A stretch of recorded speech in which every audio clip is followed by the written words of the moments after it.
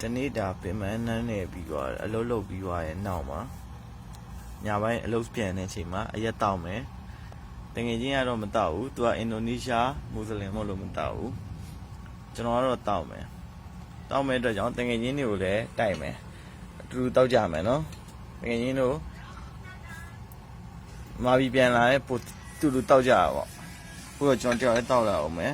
တခုခဏလေးကြော်ညာလိုက်အောင်မယ်ဒါကျွန်တော်ရဲ့ပင်တိုင်းကျွန်တော်ရဲ့လက်မှတ်နဲ့ကျွန်တော်ရဲ့ပင်တိုင်းခွက်လေးပါဒါကျွန်တော်အကြိုက်ဆုံးခွက်လေးပါ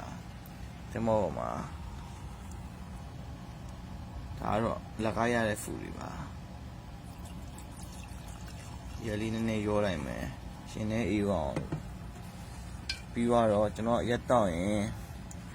တံမျိုးသီးအမြဲတမ်းညှစ်တောက်လေးရှိတယ်ရမ်းကြိုက်လို့တံမျိုးသီးလေးနဲ့ညှစ်တယ်တံမျိုးသီးလေးညှစ်လိုက်တယ်အားကြောင့်လဲဆိုတော့လမ်းအောင်လို့ပေါ့နော်ဒီကောင်တွေကအရက်အစ်စ်တွေဆိုတော့ခေါင်းတော့မကိုက်ဘူးဒီလိုပဲဗျရောက်တဲ့နေရာမှာဒီလိုပဲနေထိုင်ကျင့်သုံးရတာပဲမာဘီမန်တော့လည်းဂရန်ပေါ့ဗျာဂရန်ပြာနဲ့နှစ်ပါးသွားတယ်ဒီရချမ်းနဲ့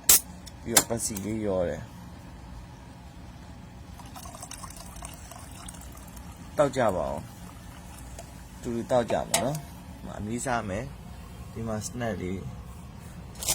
နဲ့ကျွန်တော်လည်းတူတူတောက်မယ်ပြန်လာကြရင်လည်းတောက်မယ်တူတူတောက်ချင်လားဒါပြောလို့လဲဆိုတော့အလုပ်ပင်မနေဗျာပင်မနေတဲ့အတွက်ကြောင့်ကိုလည်းဂုံပြူရမယ်ကိုလည်းဂုံပြူရမယ်လူဆိုတာသူများတွေကတော့အစားအသောက်တွေပါညာတတကားနဲ့ဂုံပြူတယ်ကျွန်တော်တော့အရက်နဲ့ဂုံပြူတယ်ကျွန်တော်ကြိုက်တဲ့အတွက်ကြောင့်အရက်ကတစ်ခွက်တောက်ရင်တစ်ခွက်မူးတယ်နှစ်ခွက်တောက်ရင်နှစ်ခွက်မူးတယ်သုံးခွက်တောက်ရင်သုံးခွက်မူးတယ်တပင်းလုံးတောက်ရင်ဖင်းထောင်တယ်ဒါတော့ကိုယ့်အောင်ချင်းချင်းပေါ့နော်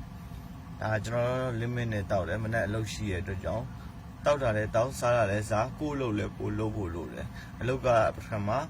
တောက်တာဒုတိယအိတ်ခံနေအဲ့လိုခံရတယ်အဲ့ဒါကြောင့်အားလုံးပဲ